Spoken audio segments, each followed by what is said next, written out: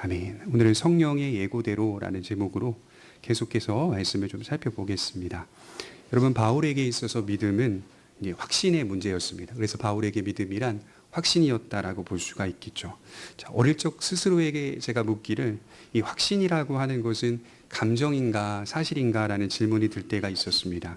믿음의 확신이라는 것이 단지 한 인간의 또 나 자신의 감정적인 호소일까라는 질문이 스스로에게 들었던 적이 있습니다. 나의 믿음을 북돋기 위해서 필요한 감정적인 대응일까라는 생각을 했던 적이 있었습니다.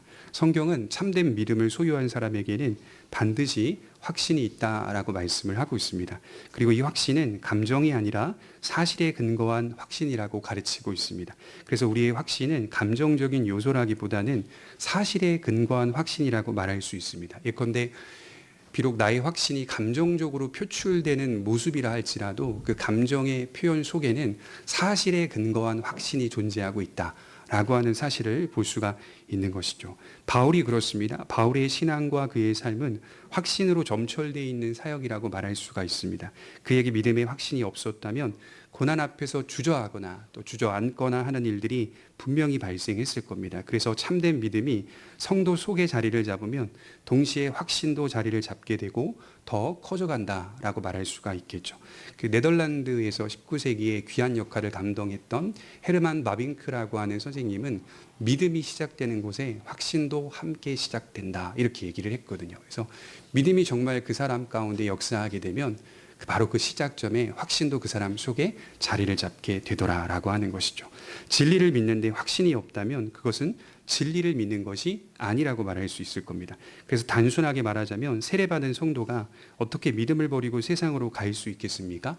만일 세례를 받은 성도가 세상으로 아주 온전히 떠나버린다면 그건 허세례라고 말할 수가 있겠죠. 잘못된 세례요, 공허한 세례다라고 말할 수가 있겠죠. 그것은 그에게 믿음이 없어서이자 확신이 없어서다라고 말할 수가 있습니다. 그래서 믿음과 확신은 함께 가는 겁니다. 물론 신자의 삶은 매 순간 확신으로 가득 차 있지는 않습니다. 하지만 우리의 연약성조차도 신자 안에 있는 믿음을 잃어버리게 하거나 상실하게 만들지는 못합니다. 그 연약성을 발판으로 하여서 시간이 지나면 더 큰 확신으로 나아가게 하십니다. 그래서 믿음이 좋은 이제 연세가 지긋이 신 분들을 살펴보시면요, 세월을 맞이하면서 또 마주하면서 시간 속에서 확신이 더 커지게 되는 것을 발견하게 되죠. 그래서 우리는 모르지만 연세가 들어서 감정적으로 또 육체적으로 어떤 열정을 내기에는 너무 늦은 나이이긴 하지만 그 차분함 속에 뜨거움이 그 연세가 드신 권사님들이나 장로님들에게 발견되게 될 때 그 세월 속에서 확신이라고 하는 것이 강력하게 커져갔다라고 하는 것을 확인하게 되죠. 바울에게 그리고 우리에게 있어서 확신의 가장 큰 주제가 뭘까요? 내가 확신합니다. 내가 믿습니다.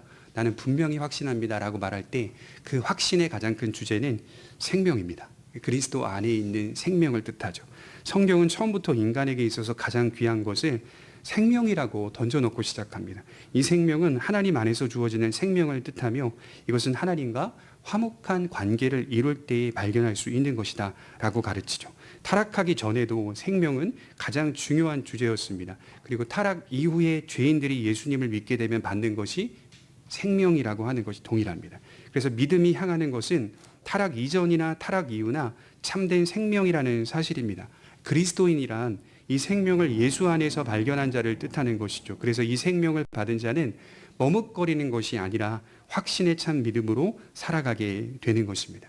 여러분, 바울의 여정을 자세히 들여다보면 그는 시시때때로 바뀌는 상황과 관계없이 아주 담담히 주께서 주신 사명을 향하여 주저하지 않고 주저앉지도 않고 바르게 걸어가는 모습을 보입니다. 그래서 바울의 믿음은 감정적인 확신이 아니라 사실로서의 확신이었다라고 말할 수가 있겠죠. 그래서 인간 안에 요동치는 그런 불안한 감정이 아니라 예수 그리스도의 존재와 사역 위에 그런 예수님의 공로 위에 근거한 사실적 확신이었다라고 성경은 말씀하고 있죠.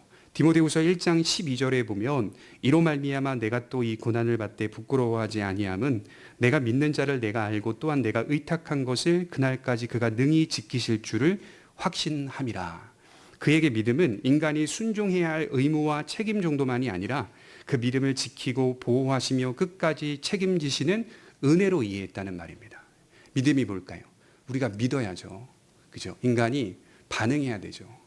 그냥 반응하지 않으면 믿음이 아니죠. 내가 믿습니다. 내가 하나님의 뜻을 찾습니다. 쫓아갑니다. 그런데 그것으로 이해하지 않았어요, 바울은. 내가 믿습니다로 이해하지 않았고 내 믿음을 끝까지 지키시고 보호하실 줄 나는 확신하노라. 나에게 의탁한 것을 하나님이 끝까지 붙들어 가실 줄 확신하노라. 그래서 믿음을 은혜로 이해하고 있다는 사실을 발견하게 되는 것이죠. 하나님은 성도들을 그날까지 능히 지키시는 분으로 확신했던 겁니다. 그래서 오늘과 같이 온 성이 소동하는 가운데서도 바울은 제 길을 걸어가고 있습니다. 오늘 본문을 보면 알 수 있듯이 바울은 지금 거짓과 비방과 오해로 큰 핍박과 결박을 당하게 됩니다. 그래서 전체 내용을 보게 되면 바울이 당하는 큰 환난 속에서 전개되고 있는 내용입니다. 그럼에도 불구하고 바울은 여기에 동요하지 않고 차분하게 주어진 환경 속에서 하나님의 뜻을 쫓아 그 방향으로 나아가게 되는 것이죠.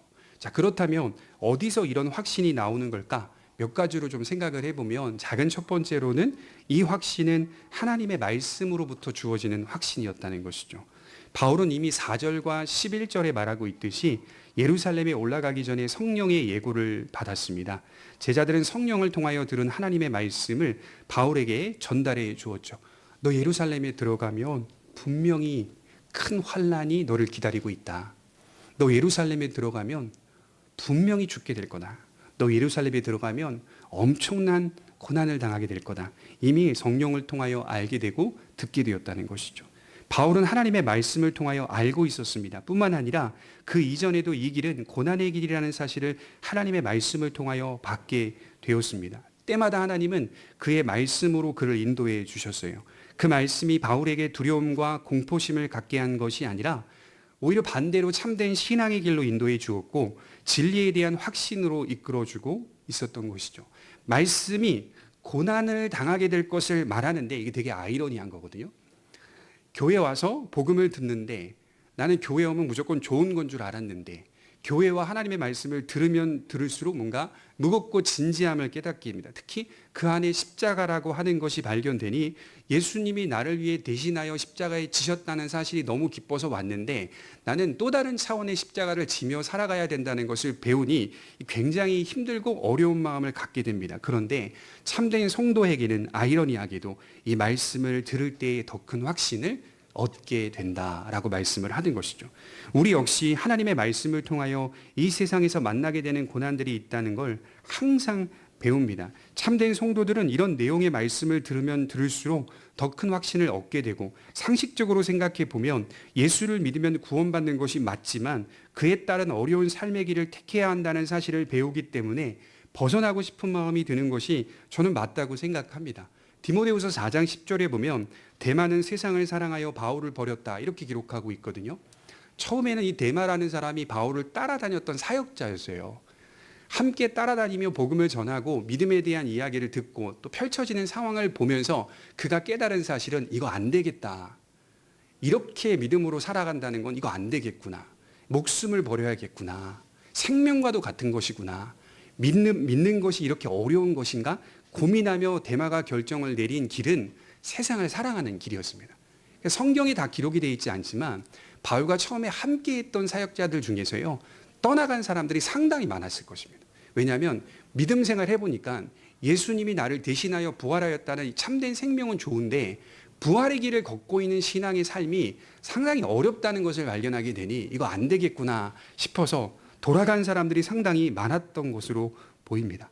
그런데 참된 성도는 주님의 말씀의 방향을 들으면 들을수록 더 큰 확신을 얻게 되고 그 길로 곧장 나아갑니다. 이게 신비한 일입니다.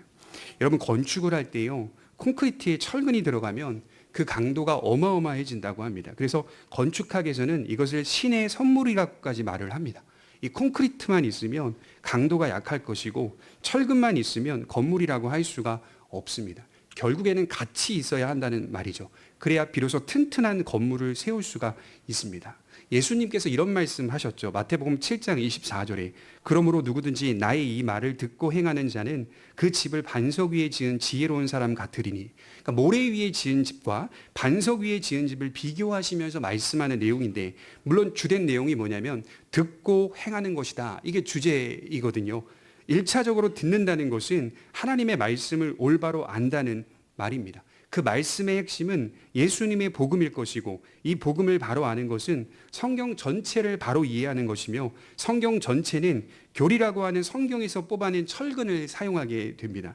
그리고 이 철근은 우리의 믿음의 강도를 더욱 튼튼하게 만들어주는 역할을 합니다. 가만히 제가 생각을 해봤어요. 콘크리트가 성경과 복음이라면 교리는 철근입니다. 콘크리트가 전체 건물의 성경과 복음이라면 교리는 철근입니다. 성경에서 정제하여 뽑아낸 재료가 교리입니다. 교리는 철근과 같은 역할을 하여서 우리의 신앙의 집을 튼튼하게 세워줍니다. 이 두 가지의 종합이 하나님의 말씀이고, 이 말씀은 우리 속에 확신을 가져다 주고 있는 겁니다. 우리의 믿음은 하나님의 말씀을 통하여서 견고한 확신을 갖게 됩니다. 그래서 신자에게는 반드시 뭐가 있어야 되냐면 말씀에 대한 갈망이 있어야 하고, 이 말씀에 대한 신뢰가 있어야 합니다. 시편에서 다윗이 반복하고 있는 말씀들이 있는데 보니까 다 이 율법 말씀이란 단어가 다윗이 쓴 시편의 이제 여러 책들 가운데 반복해서 등장합니다. 예컨대 주의 말씀은 내 발의 등이요 내 길의 빛입니다. 주의 말씀에 대한 즐거움을 내가 가졌나이다. 내가 주의 말씀을 지켰나이다. 내가 주의 말씀을 피곤한 중에서도 바라리이다. 주의 말씀이 송이꿀보다 더 달도다. 이런 표현들이 반복해서 나오는 것을 볼 때 다윗의 신앙 역시 하나님의 말씀을 통하여 견고하게 세워진 신앙이었다는 사실을 확인할 수가 있죠. 그래서 확신은 하나님의 말씀을 통하여서 얻게 되는 겁니다. 작은 두 번째로 믿음의 확신은 순종으로도 얻게 된다라고 성경은 말합니다. 아까 말씀드린 모래 위에 지은 집과 반석 위에 지은 집의 차이는 1차적으로는 하나님의 말씀을 바로 듣는다는 것에 있고, 거기에만 머물러 있지 않고 그 말씀을 행한다, 즉 그 말씀의 순종을 이야기하고 있습니다. 여러분, 순종은 어떻습니까? 요즘 현대인들에게 순종이라고 하는 것은 대단히 피곤한 일이라고 합니다. 그래서 어떤 칼럼에 보니까 교회에서 선포하는 순종하라는 메시지는 성도들에게 피곤한 메시지로 들린다는 거예요. 근데 성경을 자세히 읽어보시면 순종은 즐거움이라고 말하고 있습니다. 순종은 더 큰 확신을 가져다 준다라고 말합니다. 바울은 이미 성령의 예고를 몇 차례 받았어요. 예루살렘에 올라가면 고난받을 줄 미리 알고 있었지만 그는 주님의 뜻에 순종하여 그곳으로 나아갑니다. 하나님께서 우리에게 진리를 주신 목적은 믿어서 구원받게 하기 위함이라는 것도 있지만, 여러분, 진리는요 두 가지의 양면성이 있는데, 우리가 믿고 구원받게 하기 위함이라는 목적도 있지만 우리의 순종을 보시기 위함이라는 목적도 있습니다. 그러니까 믿어서, 예수 믿어 구원받는다. 근데 그 구원이 뭐냐? 믿어 순종하기 위함이라고 하는 것이죠. 그래서 정말 믿는 자인지 아닌지는 믿고 구원받는 것으로 끝나지 않고 진리의 양면성, 믿어 순종하는지를 하나님께서 보시고 계신다라는 그런 성격도 포함하고 있다는 것이죠. 그래서 사무엘상 15장 22절에서 23절에 보면 사무엘이 이르되 여호와께서 번제와 다른 제사를 그의 목소리를 청종하는 것을 좋아하심과 같이 좋아하시겠나이까? 순종이 제사보다 낫고 듣는 것이 순양의 기름보다 나으니 이는 거역하는 것은 점치는 죄와 같고 완고한 것은 사시는 우상에게 절하는 죄와 같음이라. 왕이 여호와의 말씀을 버렸으므로 여호와께서도 왕을 버려 왕이 되지 못하게 하셨나이다. 사무엘이 아주 강하게 사울을 질책하고 있는 장면인데요, 이런 내용이에요. 여호와께서 아말렉을 진멸하되 하나도 남김없이 죽이고 없애라고 하지 않았습니까? 왕은 왜 아말렉 왕 아각을 남겨두시고 아말렉의 좋은 것들을 남겨두셨나이까? 사울의 부분적인 순종을 지적하고 있는 거예요. 순종하기는 했잖아요, 사울이. 그죠? 아말렉과 전투했거든요. 승리했거든요. 그 안에 여러 가지의 재물과 또 소유물들을 다 태우고 없애기도 하고 아말렉 사람들을 죽이기도 했어요. 그러나 자기가 볼 때 좋은 것들은 남겨놓았죠. 그리고 아말렉 왕 아각도 남겨놓았습니다. 누가 죽였죠? 사무엘이 목을 쳤어요. 선지자가 그냥 강력하게 목을 쳐버렸어요. 부분적인 순종을 강력하게 지적하고 있고, 이 일로 사울은 버려지고 있는 것을 확인할 수 있습니다. 드러나 있는 하나님의 말씀에 대한 요구 앞에서 인간은 순종해야 됩니다. 우리 성경을 읽다 보면요, 다 이성이 있기 때문에요, 목사가 굳이 해석해 드리지 않아도 어떤 경우는 드러나 있는 뜻이 발견됩니다. 아, 이건 이렇게 행하라 하는 거구나. 예를 들어 십계명만 보더라도 십계명이 드러나 있는 뜻이잖아요. 거기서 해석이 뭘 필요해? 사실 따지고 보면 다 그 내용들이 다 금지하는 것, 허락하는 것으로 구성이 되어 있다 보니까 드러나 있는 하나님의 뜻에 대한 요구 앞에서는 성도는 순수하게 받아서 순종하는 겁니다. 순종은 뭐보다 낫다고 말합니까? 제사보다 낫고 이렇게 말하고 있어요. 형식적인 제사보다 낫다. 형식적인 제사만 드리고 말씀을 버린다면 그거 예배 아니라는 거예요. 제사 아니라는 거예요. 오히려 그의 말씀을 준행하는 삶이 형식적인 제사의 삶보다 훨씬 낫다고 말하는 겁니다. 제사가 필요 없다는 뜻은 아닐 겁니다. 그래서 요즘 현대인들은 누군가의 말에 순종하는 것을 굉장히 싫어한다고 해요. 그 말 자체가 거슬리고 맞지 않다라고 생각을 하는 거예요. 그러나 하나님은 말씀을 통하여 우리에게 지속적으로 순종을 요구하고 계십니다. 아주 오래전에 제가 우리 성도님들에게 한 비유를 말씀을 드렸는데요. 생각이 나시는지 모르겠지만 여러분, 자녀가 해야 할 일과 하지 말아야 할 일을 잘 설명하면서 훈육하는 것도 필요하지만 때로는 부모이기 때문에 설명 없이 말해야 될 때가 있습니다. 다 우리 요즘 유튜브에 많이 나오잖아요. 아가야 이리 오렴, 네가 이것은 왜 해야 되는지 처음부터 끝까지 하나씩 설명 이제 해보렴, 이렇게 하는 것도 대단히 중요한 것 같기는 하지만 어떤 경우에는 설명 없이 부모로서 그 권위를 가지고 말해야 될 때가 있어요. 이게 권위입니다. 현대 사회는 기본적인 권위마저도 상실된 사회다, 이렇게 말할 수가 있어요. 순종은 내 인생에 내가 보좌에 앉아 있지 않고 하나님께서 나의 인생의 주인이라는 사실을 증명하는 경건한 태도입니다. 하나님이 나의 주인이십니다 라고 하는 것을 증명하는 태도라고 하는 것이죠. 성경을 쭉 읽어보시면 성경에 나와 있는 수많은 인물과 사건들이 기록되어 있는데 그 기록의 내용들을 보면 순종의 예를 표현하고 있는 말씀들이 상당히 많아요. 누가 순종했더라, 누가 순종했더라. 순종의 여러 가지 사건과 예들이 많이 나와 있는데 특히 순종에 대하여 설명할 때 저는 문득 드는 게 열왕기하 5장의 아람의 군대 장군 나아만입니다. 정말 순종의 대표적인 예죠. 아람의 군대 장관 나아만이 수많은 전투에서 승리하였지만 자신의 이 피부병, 문둥병은 고치지 못하여서 이스라엘의 선지자 엘리사를 찾아가잖아요. 엘리사에게 찾아갔는데 웬걸 집 앞으로 나오지도 않아요. 이 선지자가. 종을 보내가지고 종에게 요단강에 가서 7번 몸을 씻으라. 여러분, 대단한, 당시 아람 군대는 대국이었거든요. 이 대단한 나라의 장군인데 그 사람 앞에 나와가지고 여차여차 얘기하지도 않고 자기가 생각했다는 거예요. 상상했다는, 자기의 그 집안에 손을 얹어서 기도해 줄 줄 알았다는 거예요. 나오지도 않아요. 요단강에 가서 7번 씻으라. 성이 났죠. 화가 나가지고 돌아가겠다. 뭐라고 표현합니까? 아마나와 바르발이 이스라엘의 모든 강보다 깨끗하지 아니하더냐. 이 더러운 강물에 씻으라고. 다메섹의 아마나와 바르발이 훨씬 깨끗하다. 도저히 용납할 수 없다. 돌아가잖아요. 그 군대 장관 안에 함께하고 있었던 종이 말하잖아요. 한번 해보십시오. 그래도 모르니까 한번 순종해 보십시오. 씻잖아요. 돌아가셔서 한번 그 슈퍼북이라고 하는 애니메이션 한번 아이들 보여줘 보십시오. 얼마나 좋은지 몰라요. 감동이 확 옵니다. 한 번, 2번, 6번. 그 표정 보면요. 뭐 하는 건가? 한 번 들어갔다 나오면 또 표정. 2번 들어갔다 나오면 또 표정. 뭐 하는 건가? 6번까지 이게 뭐 하는 건가? 그 표정이 다 드러나고 있어요. 마지막 7번째 들어갔다가 나올 때 깨끗해지는 장면. 이 순종의 대표적인 예입니다. 왜 순종해야 합니까? 설명이 필요가 없어요. 하나님의 말씀이기 때문에 순종해야 할 때가 있다는 거예요. 어떤 성도들은 순종을 이 세상에서 받게 될 복으로 계산하는 성도들도 있습니다. 순종하면 나에게 이런 보상이 주어지지 않을까 계산하는 성도들도 제가 살아오면서 엄청 많이 봤어요. 그래서 어떤 성도를 보면 교회에서 순종하는 외형적 모습이 다른 사람들보다 상당히 많습니다. 그분의 순종을 보면 횟수로 따지면 비교할 수 없을 만큼 엄청난 순종을 보이고 있어요. 그 순종의 동기는 뭐냐? 항상 세속적이더라. 순종을 하기는 해요. 근데 세속적인 동기가 있어요. 이 세상에서 받을 보상을 계속 계산하고 있어요. 이건 잘못된 순종의 예라고 볼 수가 있습니다. 오늘 바울의 신앙을 빗대어 생각해 보면 순종에 대한 보상은 뭘까요? 확신입니다. 순종에 대한 보상은, 우리가 말씀에 따라 순종할 때 주어지는 보상은 확신입니다. 사랑의 말을 많이 하고 사랑을 행하려고 노력하면 더 사랑하게 된다는 말이 있습니다. 순종하여 받게 되는 외적인 축복도 부인할 수는 없습니다. 그러나 본질적으로 순종을 통하여 경험하게 되는 것은 믿음의 확신이더라는 것이죠.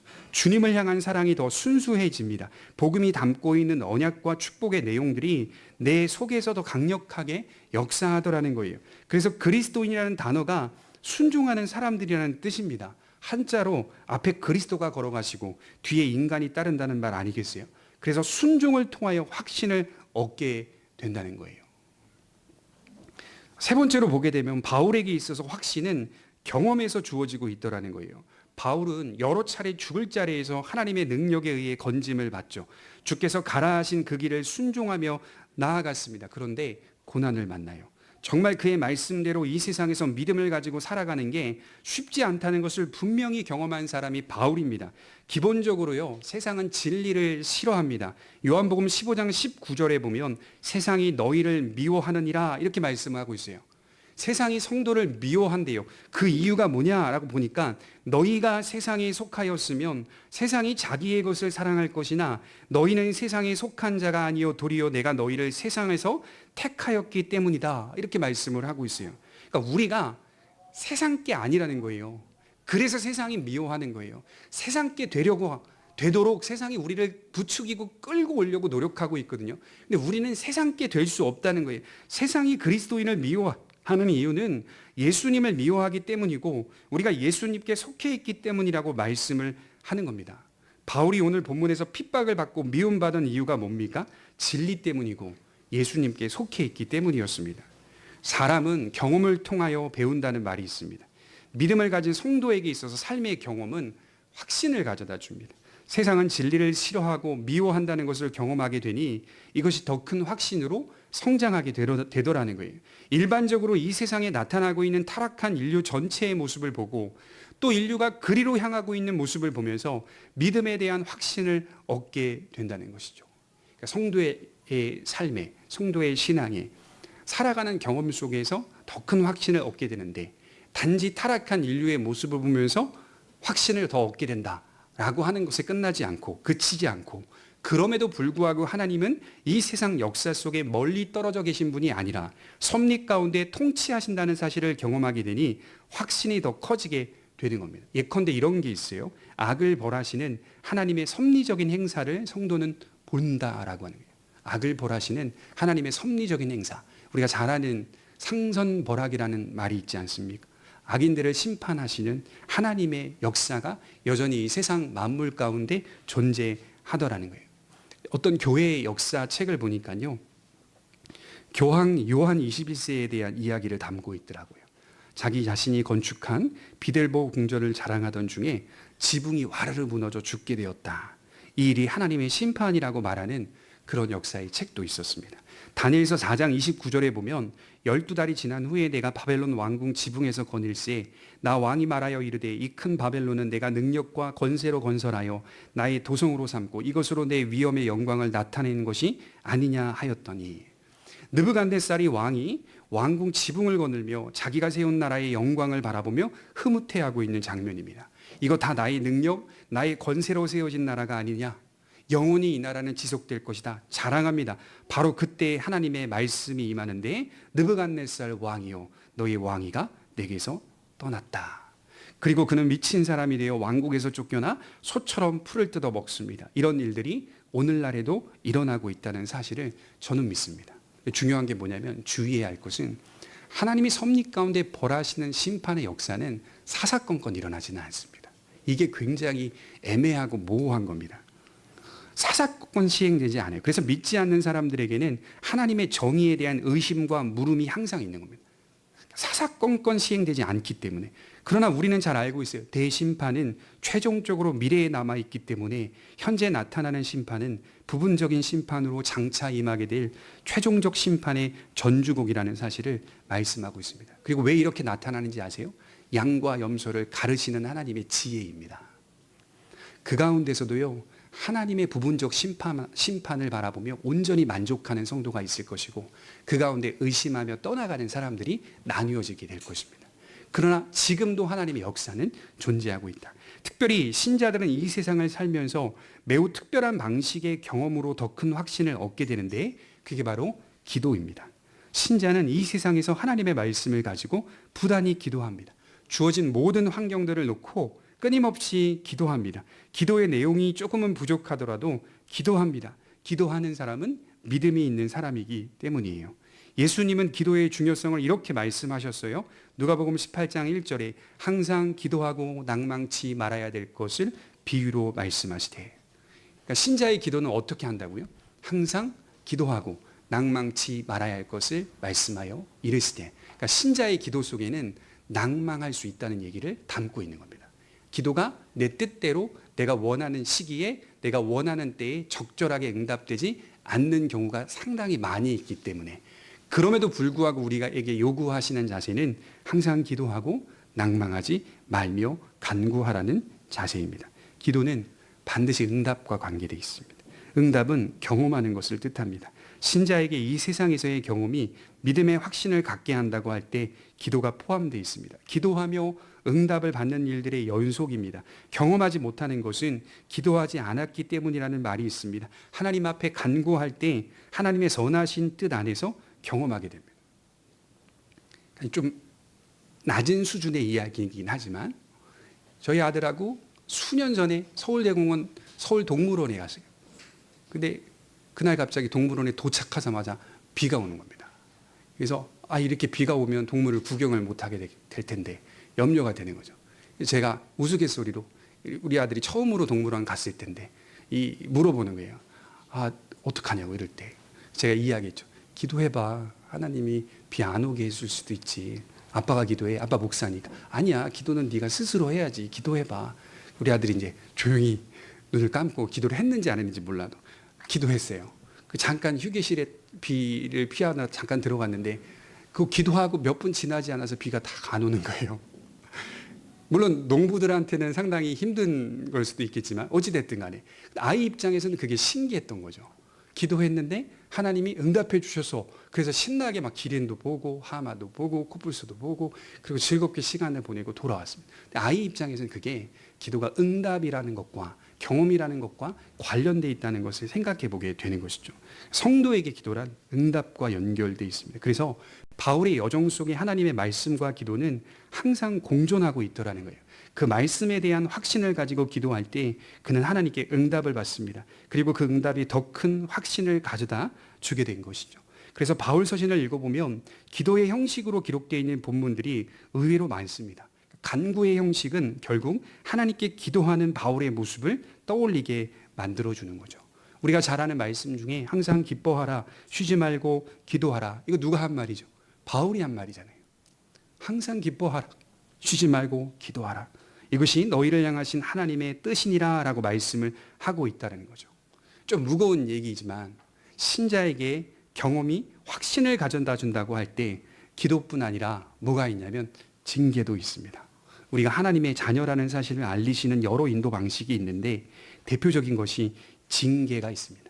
징계는 징벌로도 표현할 수가 있습니다. 여러분 히브리서 12장 8절 한번 찾아보겠습니다. 히브리서 12장 8절입니다.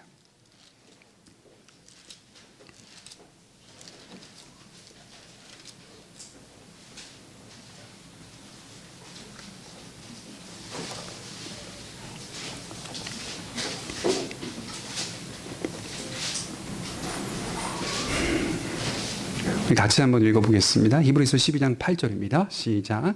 징계는 다 받는 것이거늘 너희에게 없으면 사생자요 친아들이 아니니라. 우리가 하나님의 자녀가 맞다며 정말 친자식이 맞다면 징계를 피해갈 수 없다라고 성경은 분명하게 말씀을 합니다. 만약에 그 사람에게 징계가 없다면 사생자요 친아들이 아니다라고 말씀을 하고 있다는 것이죠.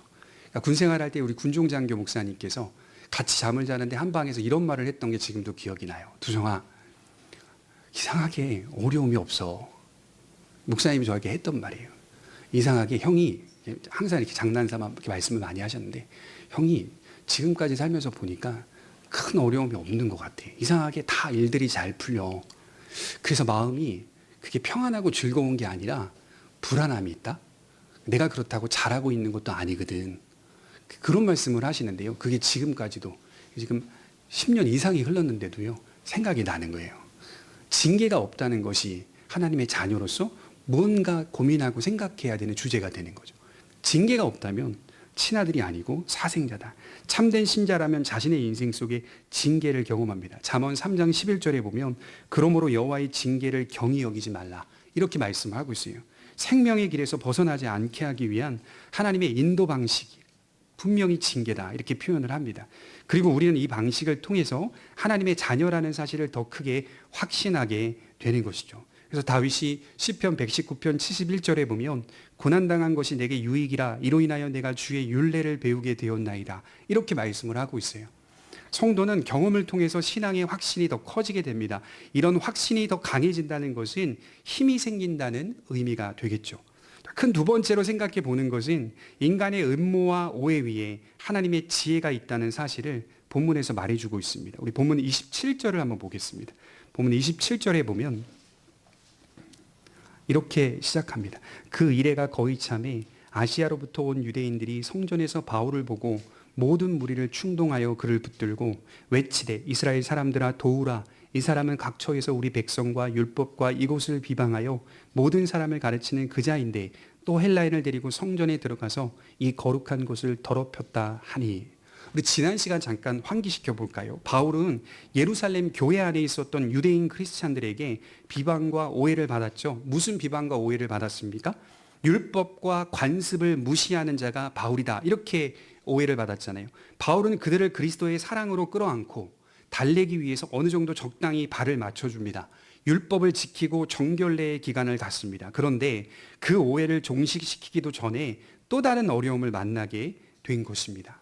바울이 복음을 전할 때마다 따라다니며 괴롭히던 유대인들이 있었는데 그들이 지금 아마도 에베소에서 바울을 핍박하기 위해 추적해온 사람들 같아요.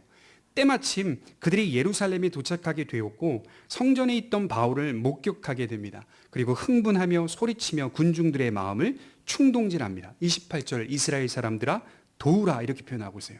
이 사람은 이스라엘 민족과 이스라엘의 율법과 이스라엘의 성전을 비방하는 자다. 바울이 그런 자이다.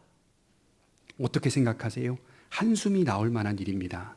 어제는 예루살렘 교회 안에 있는 유대인 크리스찬들이 율법과 관습을 어긴다고 오해하고 비난했는데 오늘은 아시아에서 넘어온 유대인들이 더 강하게 바울을 비난하고 있는 겁니다. 그러니까 교회의 형제들 안에서도 비난을 받고 교회 밖에서도 비난을 받고 있는 바울의 모습을 보게 되는 것이죠. 개인적으로 저는 이 장면 보면서 무슨 생각을 하냐면 여러분 진짜 의인은 모든 사람들에게 칭찬받는 자는 아닌 것 같아요. 그러니까 다 모든 사람들에게 칭찬받고 있는 사람은 그 사람 악인일 수가 있습니다. 이 사람한테도 잘 보이고 이 사람한테도 잘 보이고 이게 어떻게 살아가면서 가능할까요? 제가 이제 노예 생활을 목사로서 노예 생활을 하면 어떤 분은 진짜 모든 사람들에게 다 칭찬받는 분들이 계시는데요. 썩 좋지는 않아요. 마음이 제가 보기에는 모습이 어떤 경우에는 누군가에게 미움을 받기도 하고 또 어떤 경우 누군가에게는 사랑을 받기도 하고 정말 의인이라면 믿음과 진리 편에 서 있기 때문에 누군가에게 미움을 받을 수밖에 없는 게 아닌가. 여러분 칼빈은 이 사건을 광난, 광기로 정의했습니다. 심지어 오해와 선입견까지 섞여 있는 사건으로 해석을 합니다. 28절과 29절에 보면 바울이 헬라인을 성전 경내로 진입시켰다는 겁니다. 이방인은 성전 경내로 들어갈 수가 없었어요. 이스탄불 고고학 박물관에 가면요 예루살렘에서 발견된 두 개의 비문이 있는데 이 비문에 보면 이방인이 성전 경내로 진입할 시 즉시 처형하십시오라고 적혀 있다고 합니다. 저도 사진을 봤거든요. 보니까 헬라어로 정말 그렇게 적혀 있어요. 즉시 처형할 수 있다 이렇게 기록되어 있어요. 이방인들은 성전 안으로 들어갈 수가 없었습니다. 그래서인지 로마 부대는 예루살렘 성전 서쪽에 배치되어 있었습니다. 혹시나 성전에서 일어날 소요 사태를 감안하여서 그곳에 부대를 배치시킨 겁니다. 유대인들은 바울이 에베소 사람 드로비문을 경내에 진입시킨 것으로 오해하고 있습니다. 소동이 거의 폭동 수준으로 더 심해집니다. 온 성이 소동하여 백성이 달려와 모였습니다. 바울을 붙들고 폭행을 가하는데 흥미로운 게 뭐냐면 성전 밖으로 끌고 나가서 잔인하게 폭행하는 장면이 30절에 기록되어 있습니다. 그들의 잔인성과 폭력성은 어디서 나왔을까요? 아이러니하게 그들이 믿는 거룩성에서 나온 겁니다. 어디서 그걸 알 수 있습니까? 그들이 성전에서 바울을 성전 밖으로 끌어내는 것을 보면 알 수가 있어요. 성전이 더럽혀질까 봐 성전 밖으로 끌고 나와서 폭행을 가하고 있습니다. 위선자들의 모습을 볼 수 있고 거룩을 이렇게 잘못 이해하게 되면 거룩을 빙자하여서 더 고급스러운 죄악을 일으키게 되는 것이죠. 그래서 여러분 종교적인 죄악들을 살펴보면 그래서 더 폭력적이고 더 잔인한 것 같아요. 외형적인 신앙에 집착하게 되면 신앙의 내면화를 보지 못합니다. 진리라고 하는 것은 내면으로 들어가는 거거든요. 한 인격체 안으로 들어가기 때문에 그 인격체 안에서 거룩의 역사가 일어나기 때문에 이런 일들은 일어날 수가 없습니다. 양심이 있다면 이런 일들이 일어날 수가 없는 거죠. 요한복음 2장 17절에 보면 예수님이 이렇게 말씀하셨어요. 주의 전을 사모하는 열심이 나를 삼키리라 한 것을 기억하더라. 예수님은 이런 성전에 대한 잘못된 신앙을 비판하셨습니다. 인간의 잘못된 열성이 예수님을 삼켜버린 거죠. 예수님을 섬기기 위해 성전이 나왔는데, 하나님을 경외하기 위해 성전을 지었는데 그 성전이 하나님을 삼켜버렸어요. 하나님을 섬기지도 못해요. 인간이 그냥 하나님을 삼켜버렸어요. 그리고 인간의 열성으로 성전이 다 포장되어 있어요. 그러니까 예수님이 말씀하신 게 회칠한 무덤들아.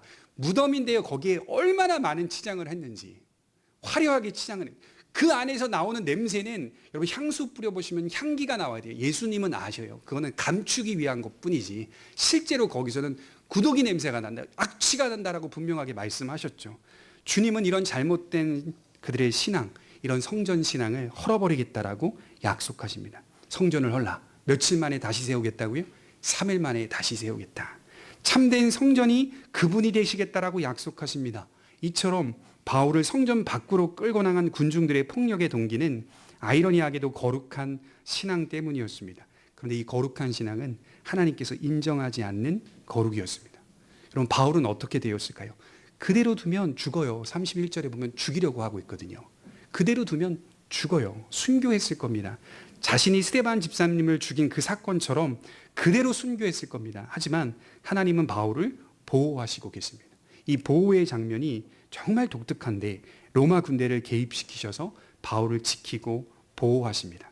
온 성이 소동하니까요. 거의 폭동 수준이 되니까요. 이 소리를 천부장이 듣습니다.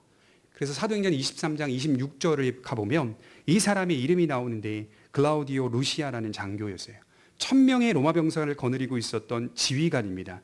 그는 백부장들과 함께 바울의 폭행 상황 속에 개입하게 됩니다. 상황을 물어보니까 34절에 여기서 이런 말을 하고 저기서 저런 말을 하니까 온갖 소리에 묻혀가지고 진상을 도무지 알 수가 없었습니다. 너무 요란했던 말이 막 시끄럽게 소리가 나요. 분명한 건 저들이 그를 없이 하자, 그를 없이 하자, 공통된 외침을 외치고 있었다는 거예요.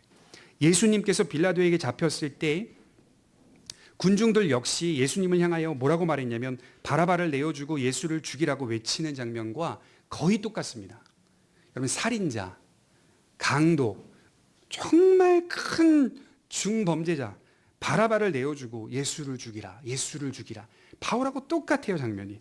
천부장은 로마법에 따라 정당한 재판을 통해서 바울에 대한 판결이 집행되기를 원했던 것입니다. 그 이면에 천부장을 사용하시는 하나님의 역사가 있었습니다. 바울은 동족 유대인들에게 보호를 받은 것이 아니라 로마인들에 의해서 보호를 받게 됩니다.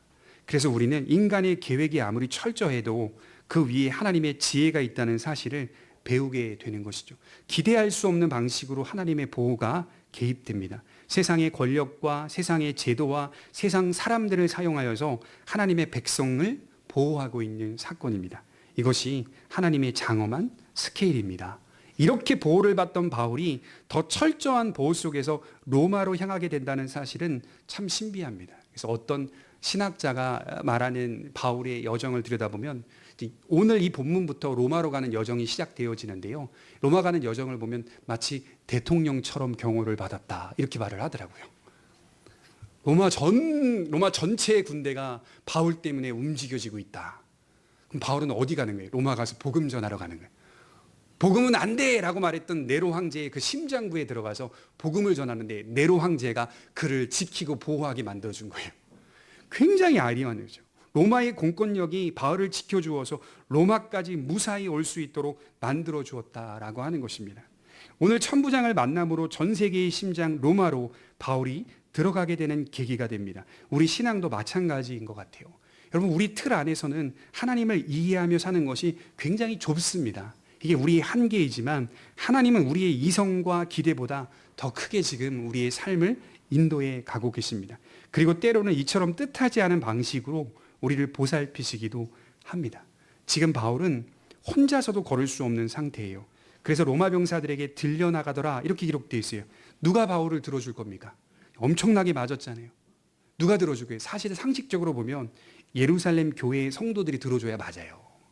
이렇게 들어줘야죠. 35절에 보면 들어줘야 되죠. 근데 누가 바울을 지켜줄 겁니까? 예루살렘 교회 성도들이 지켜줘야죠. 그런데 이게 부담이 되는 겁니다. 함부로 나설 수가 없는 겁니다. 로마 부대만이 이 광란의 사태를 중지시킬 수 있었던 겁니다. 오늘 말씀을 정리하려고 합니다. 기독교의 역사관에는 비관주의가 없습니다. 기독교인들은 비관주의자들이 아닙니다. 여러분 기독교인들을 보십시오. 살아가는 삶의 양식들은요. 늘 죄를 회개하고요. 늘 자기를 낮추고요. 하나님의 뜻을 의식하고요. 뭔가 능동적인 것보다는 뭔가 수동적인 소극적인 느낌을 많이 갖게 되거든요. 세상 사람들은 그리스도인들을 향해 야 너네들은 늘 자기 비하만 하고 있냐? 너네들은 늘 비관적이냐? 사람이 좀 긍정적이어야지. 이렇게 비난하는 사람도 제 주변에 믿지 않는 사람들 중에 많이 있습니다. 제가 말합니다. 그거는 비관적이어서 그러는 게 아니야. 그건 부정적이어서 그러는 게 아니야. 나를 비하하는 것도 아니야. 하나님이 나를 사랑하시기 때문에 하나님 앞에서 원하시는 뜻과 방향대로 걸어갈 뿐이야. 기독교는 자세히 들여다보면 비관주의가 아니야. 기독교는 낙관주의야. 소망으로 가득 차 있어. 이렇게 제가 이야기합니다. 그러니까 성도들도 동일합니다. 우리는 비관주의자가 아닙니다. 기독교의 역사가는 항상 하나님의 더 큰 손길을 의식하고 있기 때문에 택자를 구원으로 인도하시고 이 세상을 새롭게 하시는 하나님의 약속이 담보되어 있기 때문에 비관주의로 빠지지 않습니다. 종말, 여러분 어떻게 생각하세요? 말세, 종말, 말세 이후에 이제 종말이 다가오는데 여러분들에게 종말은 어떤 이미지입니까? 종말하면요, 바로 드는 생각이 심판을 먼저 생각하게 되거든요. 틀린 말은 아닙니다. 그리스도인들에게 종말은 밝은 겁니다. 그리스도인들에게 종말은 심판을 통과하여 마주하는 밝음입니다. 밝음. 그 밝음에 뭐가 있는지 아세요? 새 하늘과 새 땅이 있습니다. 자연계를 포함하고 있는 천국이라고요. 영혼이 육체와 분리돼서 둥둥 떠다는 어떤 무아지경 속의 세계가 아니라 그 안에 자연계를 포함하여 새로운 생명으로 하나님이 모든 자연을 회복시키셔서 더 나은 모습으로 그 자연계 가운데 하나님을 예배하며 살아가고 있는 낙원의 모습을 생각하시면 돼요. 종말은 밝은 겁니다. 그래서 우리에게 있어서는 심판이라고 하는 것이 때로는 두려움과 어려움을 주기도 하지만 연약하기 때문에, 그러나 우리가 마주하고 우리가 받는 종말은, 우리가 바라보는 종말은 굉장히 밝은 것이고 새 하늘과 새 땅이 약속되어 있다. 우리 마지막으로 로마서 5장 2절을 한번 찾아보겠습니다. 로마서 5장 2절입니다.